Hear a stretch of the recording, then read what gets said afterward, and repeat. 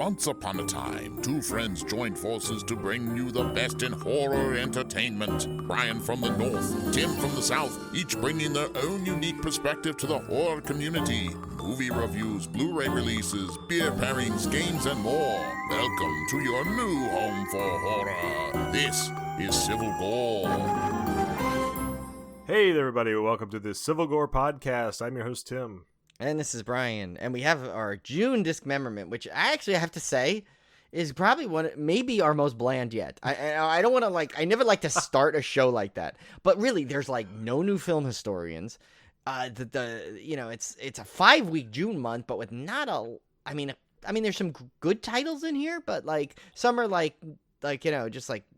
it's weird. I think because it's finally catching up that the delayed releases are finally caught up, and I think that's it's kind of slowing down because things are probably trying to go to the theater now more than they are coming home. Yeah, it's a weird month. We're probably just gonna breeze through this one fairly quickly, much to your relief. Those that are listening are going, "Oh, thank God, they're finally gonna do a fast one." But yeah, this one's just not. It's just not an exciting month for horror movies in June, unfortunately. But we'll go through it. We'll see. It might be something that interests you. I mean, there's definitely a couple of movies where I'm like, there are no brainers for the monolith and stuff. But yeah, I mean, at the same time, it's the film historians are what thrive this, I think, at least for us. Well, and also we're recording this super late, and you guys have already heard our episode, which dropped yesterday, which was our fantastic interview with the cast of 616 Wilford Lane. So that took a good portion of the evening. So we were trying to cram everything in at one time. So this was recorded rather late. God knows we're not going to go on film after the day I've had. That's why Brian and I have faces for radio, but that's why we haven't done YouTube. But yeah, no, we're gonna try to kind of breeze through this fairly quickly and get this one done, and maybe hope for a better month in July. So here we go, kicking things off. This is the week of June 1st. First up from RLJ Entertainment, we have Spare Parts. This is a 2020 film. A group of girls get lost on a random dirt road. The tow truck driver tows them to his junkyard. Everything seems normal until they wake up with weapons for limbs and thrown into the fight of their lives. And this one looks crazy, Brian. I kind of want to see this, though. Yeah, no, I mean, this definitely looks kind of fun. I mean, it looks like one of those ones where it's I don't know. I know it's 2020, but it's got almost like a plot that be something from the 70s. Yeah, it does. It's really weird. It looks cool though. I mean, it's a neat premise, and I don't know. It looks entertaining. Women with weapons grafted into their arms. I don't know. It just seems cool. This one does have an audio commentary with the director and cast, interviews with the cast, fight training videos, and behind-the-scenes photo gallery. Yeah, that's decent. Yeah, decent stuff on there. Next one, I don't know why, for some reason, it's I completely when I first looked at it, I'm like, oh, is this a sequel to The Love Witch? But no. I thought it's there's going to be a whole love, personnel file on all the different, employment things you can do with the love, but no, it has nothing to do with it. It's called The Love Butcher from 1975. It's from Code Red, and it's The Twisted Tale of Caleb and his alter ego Lester. After being pushed around too far, Caleb transformed into Lester and returned to those who have wronged him.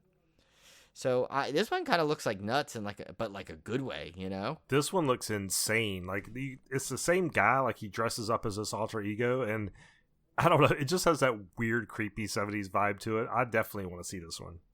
Yeah, no, I mean, and I love the thing. It's audio commentary by director Don Jones and moderated by R.A. the Rugged Man. It's who is the Rugged Man? I want to know who this Rugged Man is. I don't know, but I think just to be known as the Rugged Man has got to get you some free drinks at a bar, I would think.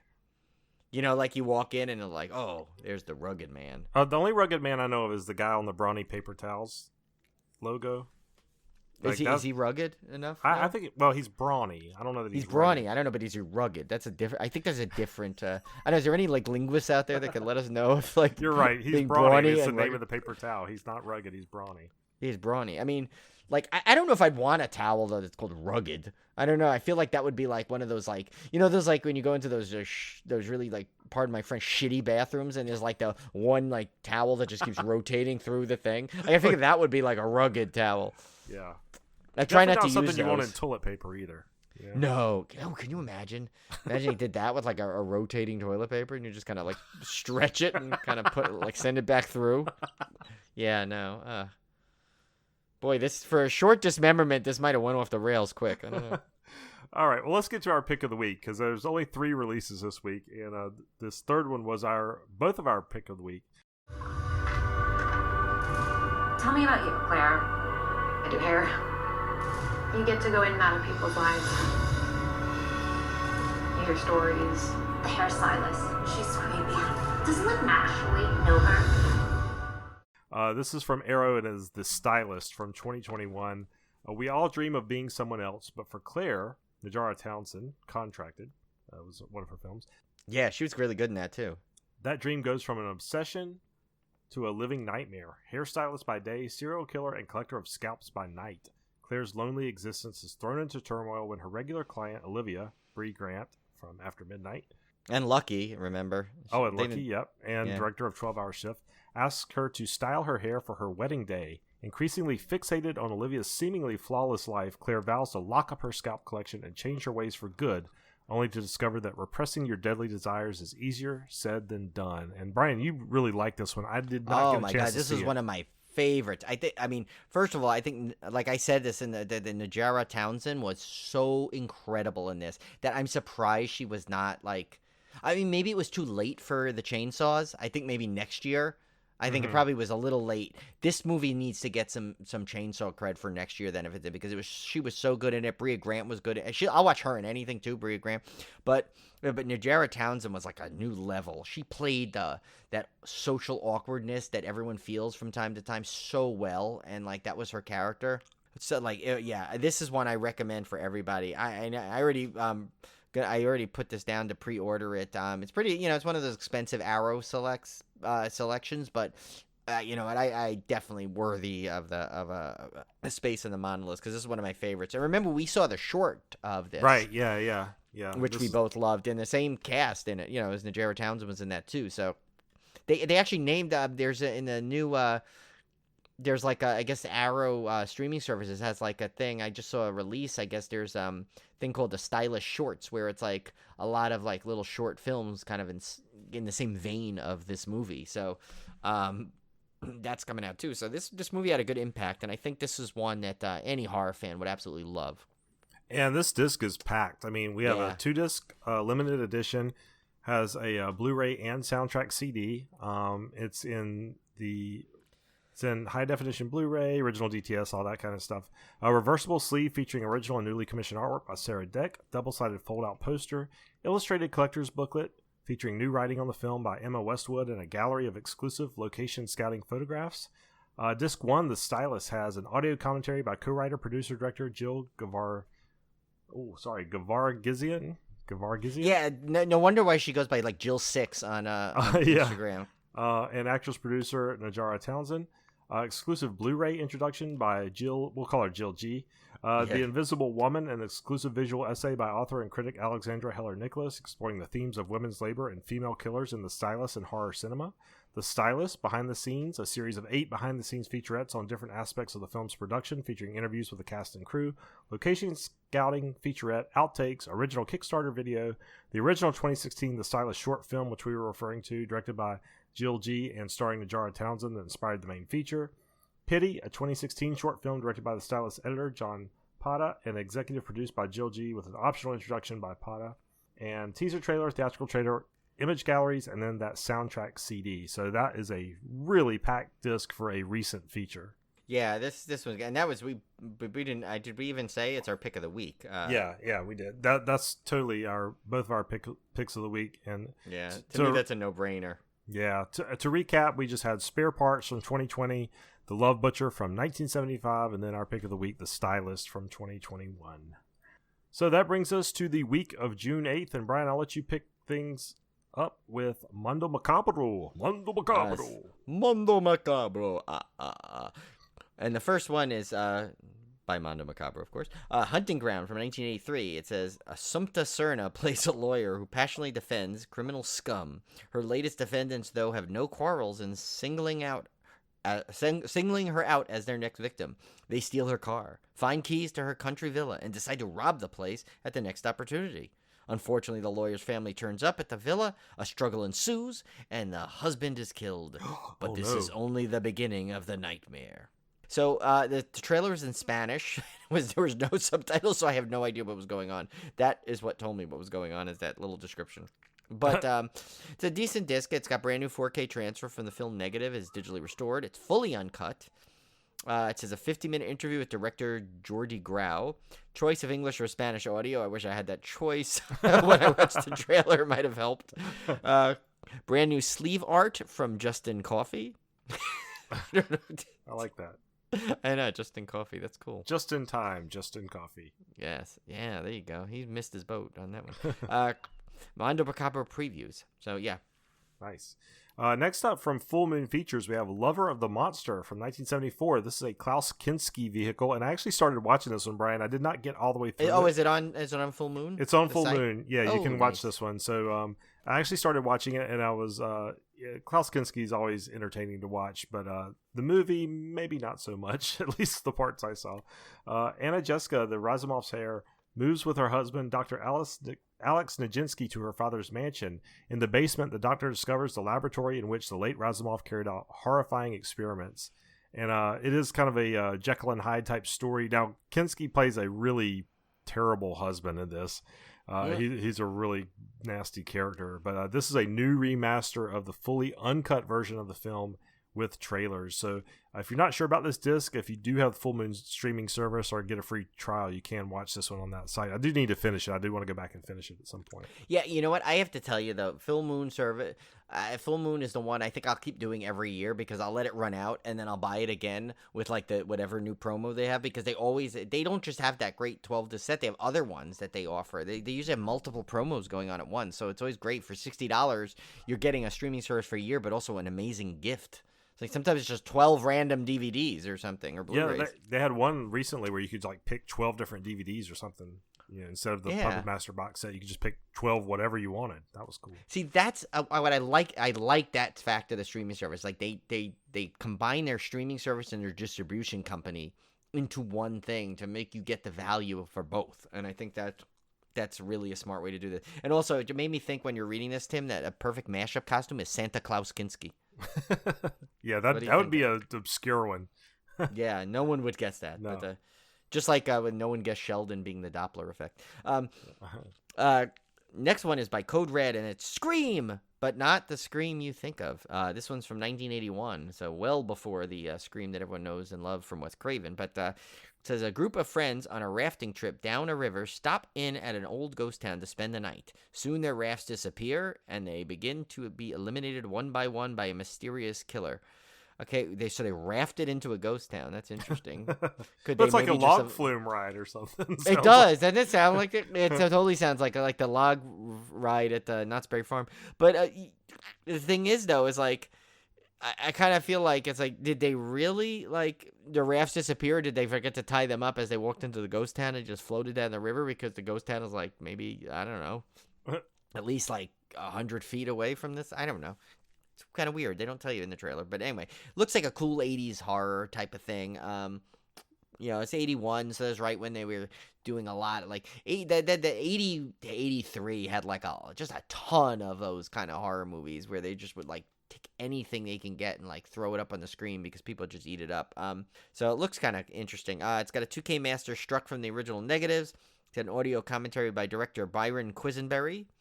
Quisenberry's always you ever have one of those? They're very, you never know quite what the answer is to which berry you want. But that was terrible. Okay, watch it. Maria B movie mayhem mode with our hostess Maria Kanellis.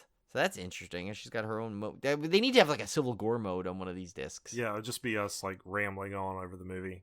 Yeah, basically what we do now. But yeah, and it's got a theatrical trailer. So yeah, Scream from 1981. All right, next up from Media Blasters, which always makes me think of like an old Nintendo game. Well, like, or no, me, it's Blaster? like more like Atari 7800. Like I can picture that because it was that Laser Blast cartridge. Like I can picture that, like with the multicolor like lines, and it just says like like it was one of those games where it's just like you have this little ship and it's like kind of like a Space Invaders type thing. I was thinking of that Nintendo game Master Blaster. Did you ever play that? Oh yeah, I forgot that was about a great that. Yeah, game. that's Yeah. true. Or I could think it kind of reminds me that remember those original Activision games from that were on Atari 2600. Yes. Oh my! I feel like I had all of those. Yeah. Those All were right, fun. so Media Blasters has given us Flesh for the Beast, Tsukiko's Curse. This is actually like a web series, by the way. This is not a movie. So Oh, okay. Yeah, I had no clue what this is. 2015, a trio of paranormal investigators explores the dark fringes of reality for self-knowledge, academic status, and profit. The team consists of Tsukiko, a beautiful Japanese woman gifted with surprising psychic skills; Parsons, a skeptic and scientist obsessed with collecting data and documenting strange phenomena; and Fortune, a free spirit and new age mystic who enjoys trippy, out-of-body experiences in search of cosmic truth. Each episode includes a roller coaster ride of occult rituals. Sorry, I thought it was a roller coaster. I know. I was like excited. I'm like, oh, it ties in, tying it in with Coaster Radio. Each episode includes a roller coaster ride of occult rituals, sex magic, black magic, bizarre antics, and characters. Why is it like drive-in totals there? What's going on? Viewers will witness shapeshifters, blood-sucking, demons, blood-bathing, zombies, ghosts, astral travel, and other eerie apparitions. It sounds like Janine talking about asking Winston what he believes in Ghostbusters. It does. It's like a whole long list. That's a very odd description. And no extras on this one, so yeah, you have to fend for yourself on that one. I don't have any clue what that is. Yeah, the trailer for it was very like haphazard, I thought, but. Next one is Media Blasters and the Drake's Company with Devil Dog, the Hound of Hell. Devil Dog sounds delicious. You never had Devil Dogs? You've had those, right? No, I've never had a Devil Dog. Oh, from Drake. Yeah, I used to, because I guess like they couldn't, for some reason my cousin moved to California. You couldn't get them out there at one point, so we used to have to bring them. I remember when we go to visit my grandmother, he lived out there, we would bring him Devil Dogs because he couldn't get them. But Devil Dogs are like a really thick. I'll have to bring you some next time I see you. It's like a really thick chocolate cake with like some like vanilla cream in it. Mm-hmm. But like the cake is so strong, devil's food, that like I was not a big fan of them because it was too much chocolate, dry cake for me. I loved the cream, so what I would always do is I'd like, if I had a Devil Dog, I'd just open it up, eat like one half like open face, so I'd get the proper amount of cream mixed with this cake. Otherwise, I felt like it would like I was like choking on a cake. And it's kind of like the Chocodiles where it had like the moist cake. This was like a dry cake. It was hard, but I'm gonna bring you one anyway, so you can experience the hell that I did. But anyway, Devil Dog. This is one I'll probably have Obi watch for me, so he can give me the review. It's a dog that is a minion of Satan, terrorizes a suburban family, and yeah, that's all. No special features. So I kind of want to see that one though, because it just seems. Well, did you see the trailer? It's hilarious because it's just like the dog like looks and then the eyes go look like Zapped, but with dogs. It's yeah, I definitely want to see that.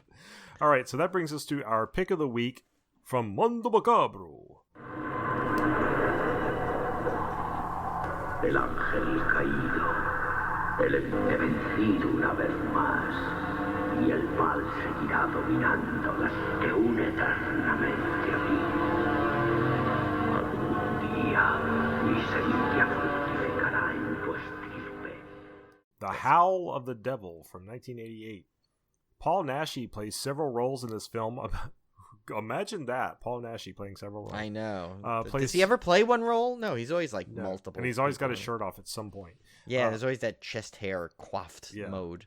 Paul Naschy plays several roles in this film about a nowhere actor who likes to pick up prostitutes and play sex games. He always casts himself as the sexy guy, too. Yeah. His nephew resides with him and is lost in a fantasy world of his own. Now, I will say, as much as I'm picking on Paul Naschy, I absolutely adore, and I mean adore, the two Paul Naschy box sets I have. I love the films. I am a big fan of his, and I will pick up every Paul Naschy film there is. I wish they would release a volume 3, because he's got a ton of films. I think I want to, eventually want to, I'm like waiting to see if they give him like the ultimate set, but I may just have to jump on next time there's a sale or something. Maybe I'll get both sets. Yeah, they're really good. I went through the entire first, I have not gone through the second set, but I've gone through the entire first set, commentaries, extras, everything, and they are just pure entertainment. It's a really good time going through those sets. So I would highly recommend those Paul Naschy sets if you guys, I was not familiar with his work before I got those. I got the first one as a Christmas present, and after I went through it, the second one instantly went on my next Christmas list because it was so much fun. Remember, and I saw him in the theater. So if you like in that triple feature I went with Seth that time with the 3D festival. So it's like imagine like there's nothing like seeing his chest hair jump out at you in 3D on a screen. Well, when you get a load of this, Brian, this is in 4K, a brand new my God. 4K Extra transfer. pixels of chest hair. Yeah, from Film Negative, digitally restored, an interview with actor Sergio Molina, audio commentary from the Nashi cast, Troy Glenn. Have you listened to that yet? How have we not listened to that? I to need give to a listen review? to that. Yeah, I've got to listen to that because I mean they do all Paul Nashi stuff. I would love to listen to that. Yeah. Making a featurette, new sleeve art from Rick Melton, optional subtitles, and Mondo previews. I'm sorry, I'm seeing Rick Melton. All I could think of, he goes, "Hey, you're a Melton," you know. I'm Melton. No, like remember Back to School was Melon. You're a Melon. Oh, So I'm yeah. like, I could think of Rodney Dangerfield going, "You're a Melton." Oh, I was thinking of the witch from Wizard of Oz. Oh, that too. Okay, I see it. So a recap of June 8th, we had Hunting Ground from 1983, Lover of the Monster 1974, the Klaus Kinski vehicle, Scream, Not That Scream from 1981, Flesh for the Beast, Tsukiko's Curse from 2015, Devil Dog, The Hound of Hell from 78, and our pick of the week, The Howl of the Devil, Paul Nashi, 1988. That's a late era Paul Nashi too. Yeah, that's like Very he was like late. his gray chest hair. Probably. Probably. All right. So I guess we'll kick it off in June 15th week. This is a good week actually. Yeah, this actually is a good week. Yeah, so this is a couple of things I'm going to buy in here at least. The first one is from RLJ Entertainment. Of course, that's the Shudder distribution one, and it's Anything for Jackson, one of my favorites from 2020. Just one of the best horror films of the year. Recently featured on Kim and Kat Stay Alive. Yeah, I know. I'm a little behind with them. I got to listen to that one, but.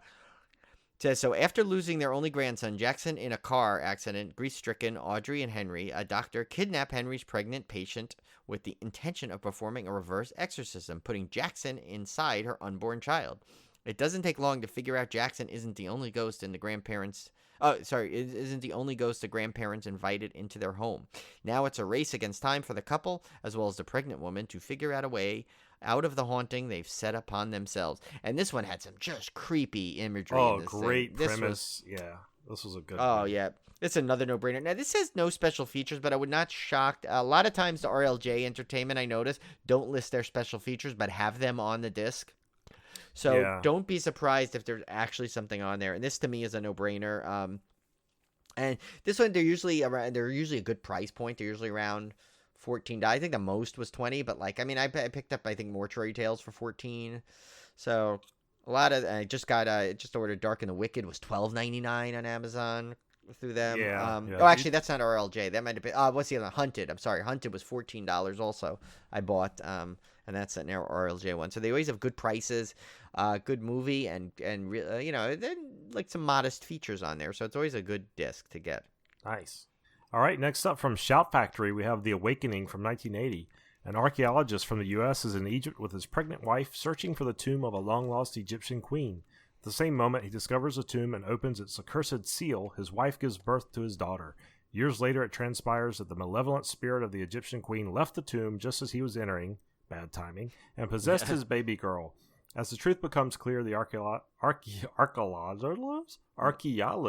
Hey, what did I remember? Architectologist. Becca Scott realizes that he must destroy his daughter in a ceremonial ritual before she uses her awesome powers to threaten the safety of mankind. This one's super 80s. Is it ever? Has a new 2K master from an Interpositive, theatrical trailer, and TV spots. And current the theme, I don't know why these two decide. I guess Shout Factory. That's why they're both Shout Factory. They decided to do a little bit of a kind of a Sphinx pyramid double feature here. This next one is Sphinx from 1981. So it's a year later. It says maybe. I guess not a sequel, but it's a determined young anthropologist has come across a clue leading to a long-forgotten royal tomb and pays no mind to the notion that Egypt's last undiscovered treasure may carry a curse, and perhaps that there may be some black marketeers eager to sustain the illusion of such a curse. In a fashion as terrifying as any scary ancient legend. And it says I wrote another all Tutankhamun 80s pyramid flick. It's got a great cast. Actually, it's got Langella Gilgood, but I thought that was a good pun. That was pretty good. Oh, I had a great pun the other day, Brian. I have to tell you, has no relation. So there's a house next door to us that's being built, and they just have the trusses sitting out on the pavement. They haven't put them up yet, and they've been sitting out there for weeks. And Olivia's always commenting like, why haven't they started building this house yet? And the guy that's building that house, we know is single because the real estate agent told us that for some reason. Because she knows, she'll say, "Oh, that's a family with 2 kids," or "That's an older couple," or so she would tell you if there was a ghost in the house. Yes, but she's honest. So she was kind of like, "No, this guy's single." So we had gone by the lot to look at the house the other day, and I said, "You know what, Olivia? Now I know why that guy's not married." And she's like, "What? What are you talking about?" And I said, "It's obvious. He's got trust issues." God, that's awesome. Well, what's amazing is that Olivia continues to walk into those. I know. I was pretty proud of myself. And she said, "You're really proud of yourself right now, aren't you?" And I said, "Yes, I am. Yes, I am." Yeah, I don't blame you. That was well deserved. Thank you. I don't know if you saw the one I went back and forth with Jeff Whitmire the other day about his clam that horror was great. movie.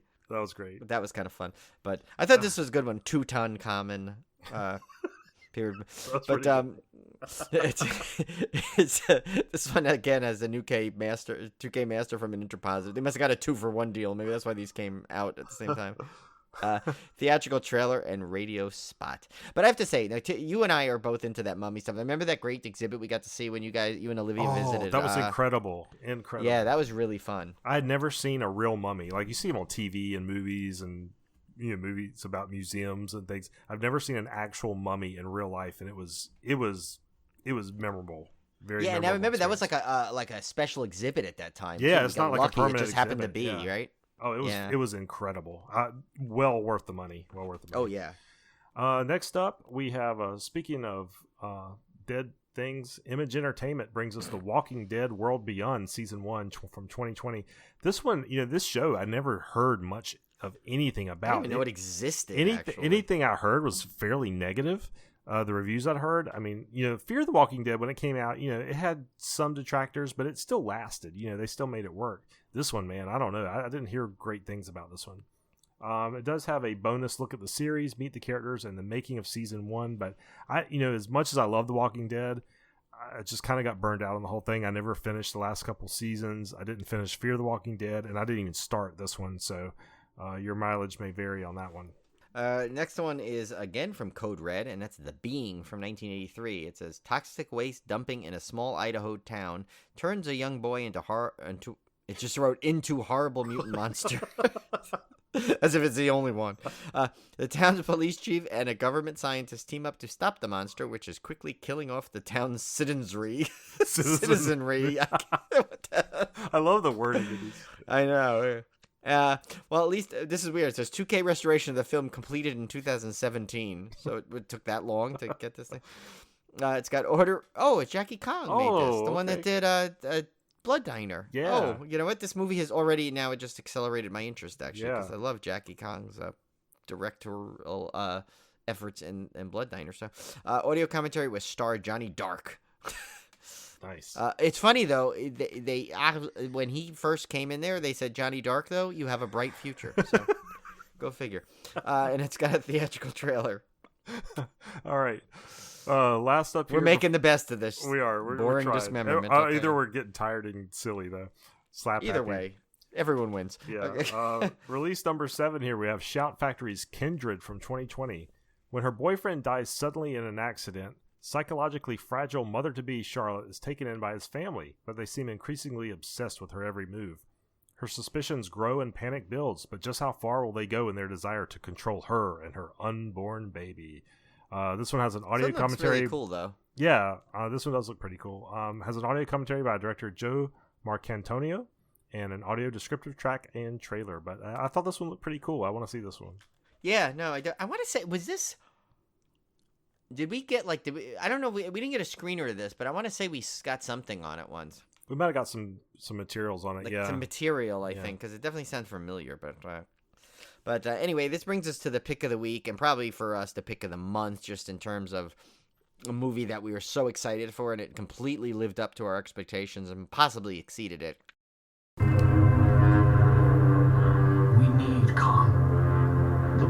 answer to stop what's coming. And this child, she's the only one he'll communicate with. That is by Warner Brothers, and it's Godzilla vs. Kong, of course, from 2021. I mean, not that you need a description, but I'll read it anyway. It says, legends collide as Godzilla and Kong, the two most powerful forces of nature, clash on the big screen, or small screen, and where I saw it, in a spectacular battle for the ages, as a squadron embarks on a perilous mission into fantastic uncharted terrain, unearthing clues to the Titan's very origins and mankind's survival. A conspiracy threatens to wipe the creatures, both good and bad, from the face of the earth forever. This is a no-brainer. It's an audio commentary by director Adam Wingard. It says Kong discovers Hollow Earth special feature. Some more special features are Kong leaves home, Behold Kong's Temple, The Evolution of Kong, Eighth Wonder of the World, Godzilla Attacks, The Phenomena of Gojira, King of the Monsters, Round 1, Battle at Sea, Round 2, One Will Fall, Titan Tag Team, The God and the King, and The Rise of Mechagodzilla. So, I mean, that could have had no special features and I'd watch it, but, I mean, with the extra special features, it's just bonus to me, and that is a no-brainer if I ever saw one. Yeah, that's a great disc. And I think it was coming in the usual versions. I think they're going to have a 3D version, and they're going to have the 4K version. Yeah, there is. Yeah. I saw. So to recap, the week of June 15th, we had Anything for Jackson from 2020, The Awakening from 1980, Sphinx from 1981, The Walking Dead World Beyond Season 1 from 2020, The Being from 1983, Kindred from 2020, and our pick of the week, Godzilla vs. Kong from this year. And that brings us to June 22nd. So kicking things off from Lionsgate Films, we have Siberia from 2019. Clint is a dead man who lives alone in a frozen tundra. A dead man who lives alone. Okay. However, this isolation... I would hope so. However, this isolation cannot bring either evasion or peace. One night he begins a journey where he must confront his dreams, memories, and visions, crossing the darkness into the light. And I have to see this one because it's got Defoe. Yes. You got to see it because it's got Defoe. Anytime Defoe is in there, you need to watch. The next one is by Shout Factory, and that is Hunter x Hunter.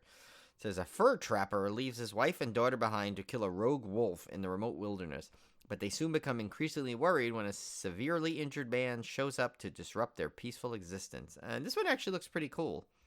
Yeah, actually, I'd heard good things about this one, too. Yeah, I did hear about this, too. This is good. I mean, there's not much on the disc. It says it's only original trailer, which is surprising for a Shout Factory release. So I wouldn't be surprised if there's some more, that just they didn't announce. Yeah, could be. So the next one is from Severin Films, Invaders of the Lost Gold, a.k.a. Horror Safari from 1982. This one cracks me up. In the last days of World War II, a Japanese platoon is attacked by headhunters while attempting to hide millions in gold. 36 years later, a grizzled guide, not to be confused with rugged or brawny. Yeah, this is grizzled. And again, you don't want that in your paper towel or toilet paper. No. One-time Academy Award nominee Stuart Whitman. I don't know, they point out he only got nominated one time. I know. Why did they have to, diss the poor dude like that? Like, he obviously didn't win, but, you gotta say one time. Couldn't you just say, leave the one time out? Hey, it's one more time than I've been nominated for an Oscar. I know. Tell you that. And most people. Is hired to lead an expedition including Woody Strode from Spartacus, no relation to Laurie, Harold Oddjob Sakata, and Laura Emanuel Jimser into a jungle inferno of greed, violence, nudity, and murder. That's interesting that the jungle was it was categorized as can you imagine you see that on one of those travel logs? So it's this jungle has everything you'd be looking for in a vacation: greed, violence, nudity, murder. Edmund Purdom from Absurd and Glynis Barber, Dempsey and Makepeace, co-star in this delicious piece of atrocity cake. Okay. That has got to be the most unusual I like that description of a film that I love so much. I love that though. A piece of atrocity cake. That is great. Directed by Alan Birkinshaw, Killer's Moon, also known as Horror Safari, now scanned in 2K for the first time ever. This one looks crazy. It has a new 2K restoration of the film and Rumble in the Jungle interview with director Alan Birkinshaw. But why is every trailer I found was literally 8 seconds. Then I found one I thought was the actual trailer, but it was really 22 seconds because it said 30 seconds, but it was 22 seconds of the guy, whoever whatever YouTube page it was on, his promotion, and then the 8-second trailer again. So yeah, no luck in finding a good trailer on that. But anyway, I did find the full film on YouTube, but I'm not going to watch that through to find out a piece. But anyway, next one is from Earth Films, and that's Hanger from 2009. It says a pregnant prostitute is forced to have a brutal abortion in a dark back alley, an act of sheer violence that will eventually lead to a bloody revenge.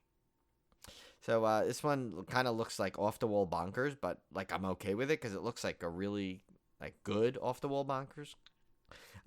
Anyway, the bonus features include with over 16 hours of never before seen takes. That's got to be a typo. I read that and I was like, how could you fit 16 hours on a disc? Yeah, 16 hours of never before seen takes. I don't know what that means. And outtakes, yeah, it should be its own bonus disc, unless the movie itself is like 42 minutes or something. It's got a still gallery, trailers, blooper reel, Rose's Bush. Okay. Starring Leroy Washington, deleted scenes, taking of hanger enough dope to hang yourself with. Does that mean rope? No, or is that a play on the word? I don't know what this means. Oh, wait, here explains it all. On the set with Lloyd Kaufman. There you go. That's all you need to know. And then that gives the Rose's Bush a whole new meaning too. 2.0 audio commentary with director Ryan Nicholson behind the stoma, the making and taking of Hanger. Oh my God, 5.1 surrender. Why was that like worded so awkwardly? I think I need to read these before practice. Wow. All right, That's a doozy. Moving right along. From MVD Visual, we have Feed the Gods. Two brothers return to a small mountain town in search of their long-lost parents, only to discover that the place has a monstrous taste for tourists. Yeah, I didn't write anything on the trailer on this. I don't remember it now. Yeah. Which doesn't bode well. Has a Feed the Gods behind-the-scenes featurette, original theatrical trailer, and reversible artwork. So. At first, when I saw this, I thought it was like Food of the Gods, that rat movie. Yeah, that's what I was thinking, too. Which I loved as a kid, even though it terrified me, but I used to always watch it. But that's not what this is, so... All right, Brian. So what's our pick of the week here? Two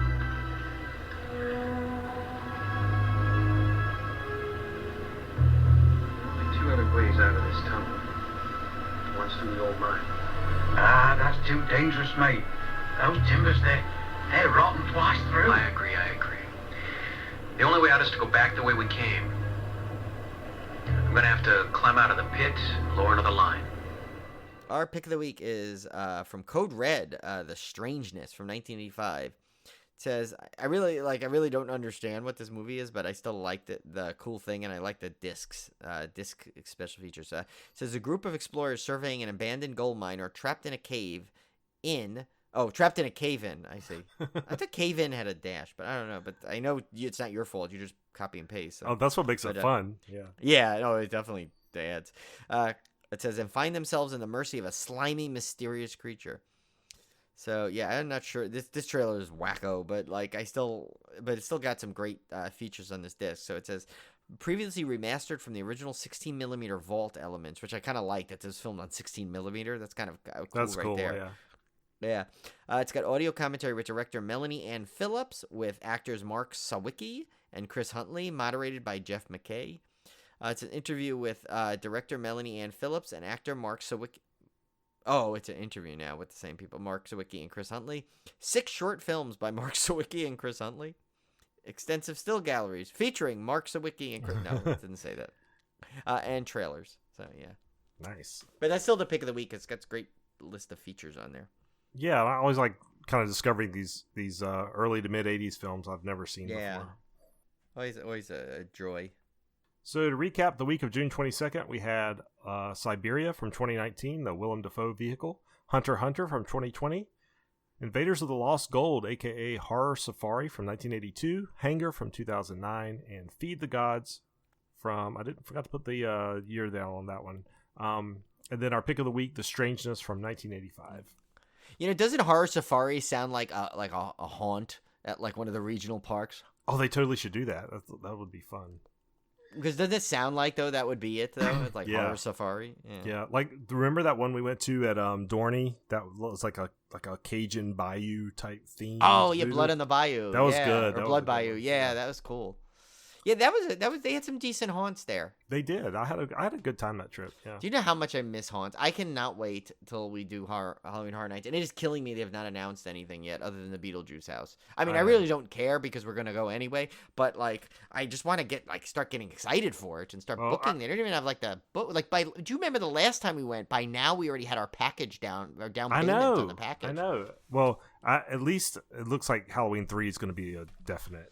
But that's at Hollywood, though. That's the Hollywood one. I don't know about, like, Orlando. Oh, you know, sometimes Hollywood gets theirs first, and then Orlando doesn't get it till the following year. I know. You're right. I know. Yeah. But you never know. Who knows what it'll do? I mean, we'll but, see. yeah. Well, if you know what, we'll have to. I know Emily Sweet says she goes to Halloween Horror Nights, so maybe she'll be here to give us, like, a report if she goes to this one, and we can find out about it. Nice. All right, so that brings us to the last week. We had a rare 5-week June here. And only 2 releases this week, one of which is our pick of the week. So the first one up, which is our not pick of the week, is Code Red's Delirium from 1987. This spaghetti horror storyline revolves around a former hooker. A lot of hookers this month. Yeah, hookers and mummies, apparently. Running a successful men's magazine. An obsessed admirer systematically slaughters her models, occasionally increasing the magazine's output, and supplies the mistress with pictures of their disfigured corpses taken in front of her semi-nude posters visible in the background. Is she going to be the psycho's next victim? And this is just a lot of boobs. Yeah, but it's like a long, drawn-out one. Like it's like you watch the whole trailer. It's almost like you're watching half the movie until just the end in a boob reveal. It's weird. This one has a previously remastered disc from 2016, interviews with director Lamberto Bava, actor George Eastman, cinematographer Gian Lorenzo Battaglia, and art director Massimo Antonello Galing. Vintage interviews with Lamberto Bava, George Eastman, and David Brandon, and trailers. And Brian is here to kick it off with our pick of the week. Excuse me. Monica, speak to me. What happened? He's a pariah. Monica. Oh. Dear. Who did it? Who?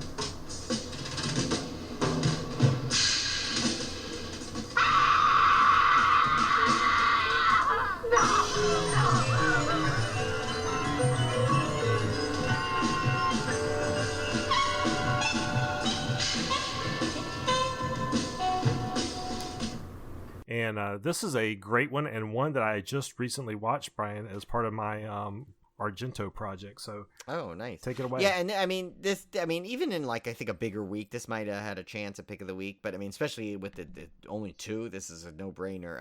And that is by an Arrow release. Arrow releases always have the advantage anyway, I think. Mm-hmm. They always have such good things. And when you ever see one of the Shout Factories Arrow, they always kind of have an advantage. But anyway, and this is The Bird with the Crystal Plumage in 4K. From 1970, it says in case you didn't know about this one, a U.S. writer in Rome witnesses and is helpless to stop an attack. He then becomes stalked by a serial killer. Very, very, and I will say, I had not finished this one when I talked about it on the show, my Argento project, but this one is very much, you could tell it was his first Giallo film because it's very basic. But it's such that typical Giallo kind of yes, plot. the same formula, same plot, which he'll end up doing much better in later movies and much more entertaining style. But this one's still neat to watch because you see kind of the foundation of where he started from. So they don't have like a big Argento set, do they? Not that I'm aware of. Imagine they make one like that, like one of those like real big sets. That'd be awesome. Yeah, that would be. Talk about a no-brainer buy. I don't care if it was like $300. I'd have to buy it. But anyway, it's a great disc. It's packed with a lot of cool stuff. It's 4K restoration from the original negative by Arrow Films. 4K 2160p UHD Blu-ray presentation in Dolby Vision, which is HDR10 compatible. Restored original lossless mono Italian and English soundtracks. English subtitles for the Italian soundtrack. Optional English subtitles for the deaf and hard of hearing for the English soundtrack. That's just all that, the techie stuff out of the way. Now it's got an audio commentary by film historian Troy Howarth, which we know he just he doesn't he's kind of like the posh Englishman guy. So he only gets exciting when he teams up with Nathaniel Thompson. They're Statler and Waldorf, but anyway. But anyway, he's the author of So Deadly, So Perverse, 50 Years of Italian Giallo Films. So I got to hear that. I mean, got to read that book. That sounds kind of interesting. Yeah, I want to grab that book. That looks cool. Yeah. And then it's Black Gloves and Screaming Mimes, an interview with author and critic Kat Ellinger, who's grandfathered in. She gets no description. Exploring the film's themes and its relationship to both the Giallo and Frederick Brown novel, The Screaming Mimi. And here's a bunch of special features now. So it's like The Power of Perception, a visual essay on the cinema of Dario Argento by Alexandra Heller-Nicholas. Oh, she might be isn't she a film historian, I think? I think she was on there. Anyway, author of Devil's Advocates, Suspiria and the Giallo Canvas, Art Excess, and the Horror Cinema, reflecting on the recurring theme of perception and the role of art in Argento's filmography. Crystal Nightmare, an interview with writer-director Dario Argento. An Argento icon, an interview with actor Gildo Di Marco. Eva's Talking, an archival interview with actor Eva Renzi. Original Italian International Theatrical Trailers, 2017 Texas Frightmare trailer. Image Galleries. Illustrated collector's booklet featuring writing on the film by Howard Hughes and Jack Seabrook, and a new essay by Rachel Nisbet. Sorry, my thing froze there for a second. Fold-out double-sided poster featuring original and newly commissioned artwork by Obviously Creative. Boy, that's kind of a really bold statement to make for your company name. 6 double-sided postcard-sized lobby card reproduction art cards. Limited edition packaging with reversible sleeve featuring original and newly commissioned artwork by Obviously Creative. I'm definitely going to pick this one up because I'd like eventually to own all the Argento films. So yeah, I know. I wish I would know. Like I could see the future though, to see if like they're all getting 4K. Ever release a set. I'm just scared. Like I'll buy some other ones and then they release a nice 4K version like this, and then I'll be like, yeah, I want the double dip. But we'll see. So yeah, to recap, June 29th we had Code Red's release of Delirium from 1987, and then our pick of the week, Arrow's fantastic release of The Bird with the Crystal Plumage 4K edition. So that will wrap things up for June. Not the greatest month in the world. I mean, there was some discs like that. That last one was one I'm really looking forward to picking up, but some of them were a little struggle to pick out the pick of the week. So hopefully we'll have a much better July. Although, we had a pretty heavy year so far, so it was kind of nice to have a little lighter month here. Yeah, I think the pandemic definitely had a play because a lot of stuff was going out. Really wasn't hitting the theaters, so it was coming out on home release much faster, going straight to home release after a streaming thing. Now I think things are getting back to normal where things are hitting theaters, and I think you'll see a more regular, balanced month coming up. I think like October will be huge this year, like as always, but like I think the summer months may be a little light. Yeah. I think they want people to get out in the theaters again. So yeah. All right, guys. So we'll see you back here for our regular episodes, which come out every week. But if you're just listening to the Dismemberments, we'll see you back here in July. Take care, everybody.